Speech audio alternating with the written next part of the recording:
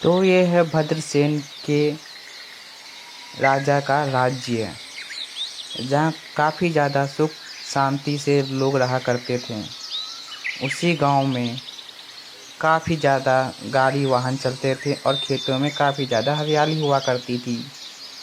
But इसी हरियाली के पीछे छुपा है एक रहस्य। ये है राजमहल और ये है उनके राजा भद्रसेन।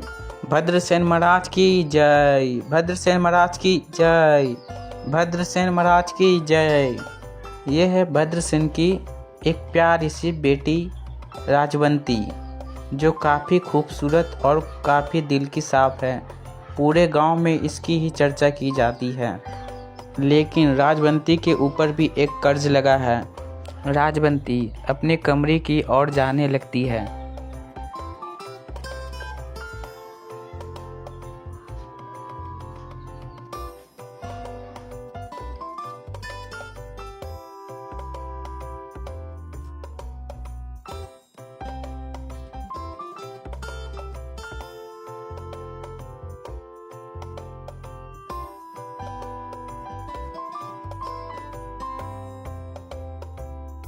प्रिंसेस, आप इतनी गहरी सोच में क्या सोच रही है?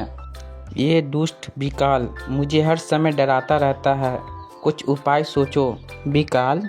ये बिकाल क्या है प्रिंसेस? आपने तो मुझे कभी बताया नहीं। बिकाल एक राक्षस है जो किसी का भी रूप ले लेता है। वही मुझे रोज़ डराया करते हैं। परेशान हो गई हूँ इससे अब तो। राजकुमारी, आप चिंता मत करिए। हम आपके पिताजी से ये सारी बात कह देंगे ताकि वो जल्द से जल्द कुल कर सके। दूसरी तरफ महल के खिड़की पर बैठा वो राक्षस सो रहा होता है कि तभी उन सब की आवाज़ सुनकर उनकी आंखें खुल जाती हैं। राक्षस उनकी बातों को ध्यान से सुनने के लिए दरवाजे के करीब आने लगता है। लेकिन राक्षस आते आते भी कुछ मन में सोच रहा होता है।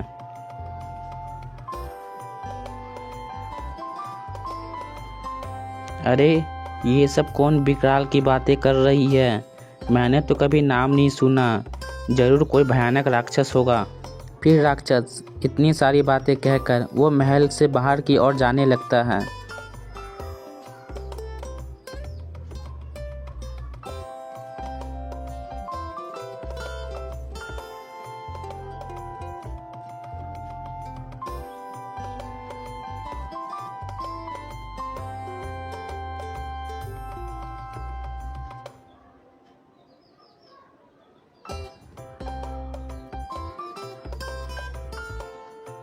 और राक्षस जाते जाते एक कुटिया के अंदर पहुंच जाता है, जिस कुटिया में राजाओं के घोड़े को रखा जाता है।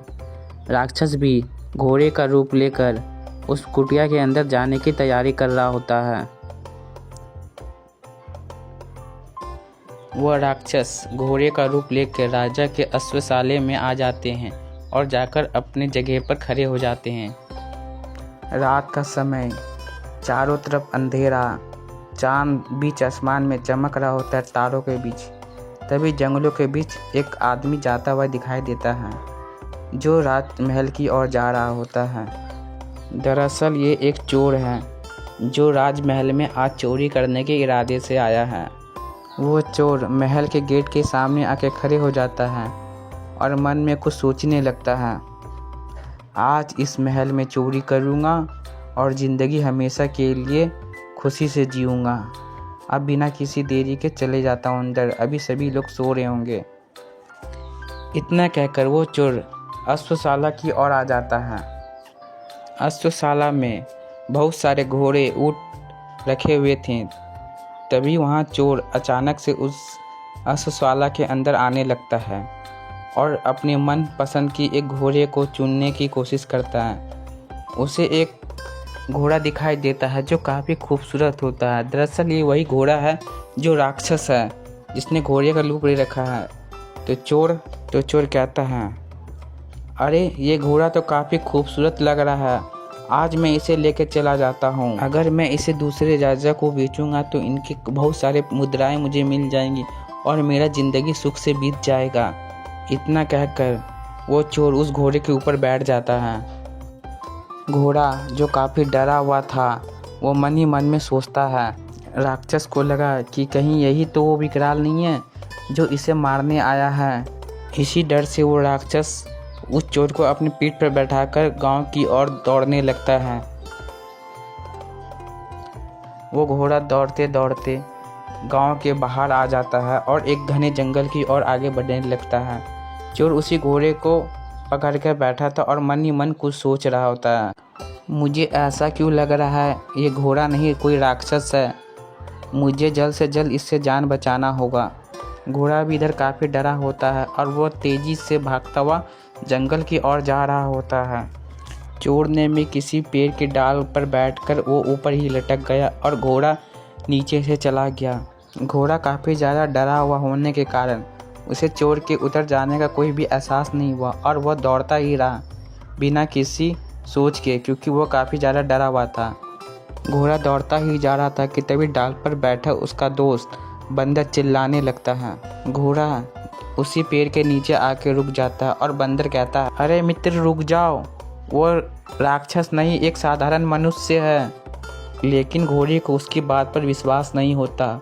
बंदर उससे कहता है, मित्र तुम मेरे पीछे आ जाओ और इस पेड़ के पीछे छुप जाओ, मैं तुम्हें बताता हूँ। वो चोर भी सुन रहा होता है और उसे काफ़ी ज़्यादा गुस्सा आ जाता है।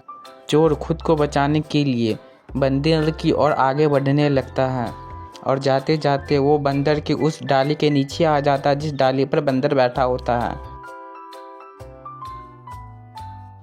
वह चोर कूद कर फट से उस बंदर को पकड़ लेता है और उसकी पूंछ चबाने लगता है और बंदर जोरों से दर्द के मारे चिल्लाता है, ओ ये कुछ भी नहीं है, कुछ नहीं हुआ, ये साधारण इंसान है। ऐसी बातें बोलने लगता है। पर घोड़ा भी काफ़ी ज़्यादा डरा हुआ था जिस कारण वह वहाँ से भागने लगता है। तो इधर बंदर की पूंछ वो चोर चबा रहा होता है कि तभी वो अंदर चिल्लाकर बोलता है, अरे दोस्त मुझे छोड़ के कहाँ जा रहे हो, इधर आ जाओ, ये साधारण मनुष्य है। बट इनकी बातें घोड़ा सुन रहा होता है, लेकिन वो कहता है, मित्र तुम चाहे जो भी कहो पर तुम्हारे चेहरे पर साफ साफ लिखा है कि यही वो विकराल है। इतना कहते ही वो राक्षस भयभीत होकर गांव के बाहर चला गया। इधर उस चोर की समझदारी से उसने अपनी जान बचाई और राक्षस को भी बाहर कर फेंका गांव से। उस दिन के बाद से राजबंती को कभी वो सपना नहीं आया